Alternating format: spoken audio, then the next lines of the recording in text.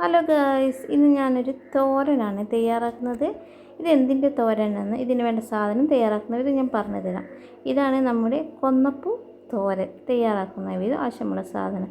ഇതിന് ഉള്ളി, വെളുത്തുള്ളി, പച്ചമുളക് അരിഞ്ഞ് വെച്ചിട്ടുണ്ട്. പിന്നെ തേങ്ങ, ജീരകം, ഉള്ളി, വെളുത്തുള്ളി, കരിയാപ്പില ഒന്ന് ക്രഷ് ചെയ്ത് മാറ്റി വെച്ചിട്ടുണ്ട്.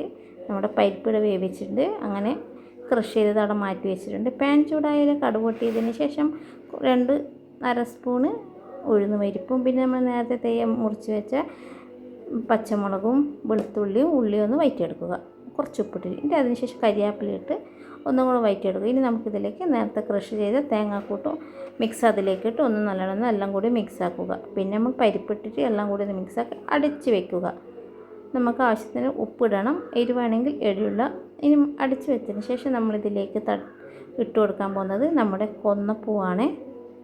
ഇനി നമുക്ക് ഇതിൽ കൊന്നപ്പൂ ഇട്ട് കൊടുക്കാം. കൊന്നപ്പൂ ഇട്ട് കൊടുത്തതിന് ശേഷം എല്ലാം കൂടി ഒന്ന് മിക്സാക്കി മൂടി വയ്ക്കുക. അങ്ങനെ നമ്മുടെ കൊന്നപ്പൂ തോരൻ റെഡി ആയിട്ടുണ്ട്. കൊന്നപ്പൂ ഉണ്ടെങ്കിൽ എല്ലാവരും ഇത് ട്രൈ ചെയ്ത് നോക്കണേ. സൂപ്പർ ടേസ്റ്റി തോരനാണ് കൊന്നപ്പൂ തോരൻ. ഈ വീഡിയോ ഇഷ്ടമായെങ്കിൽ ഒരു ലൈക്ക് തരാൻ മറന്നുകൊണ്ട് എൻ്റെ ചാനൽ ആദ്യമായി കാണുന്നവർ ഒന്ന് സബ്സ്ക്രൈബ് ചെയ്യാൻ മറന്നുകൊണ്ട് നമ്മുടെ കൊന്നപ്പൂ തോരനാണ്.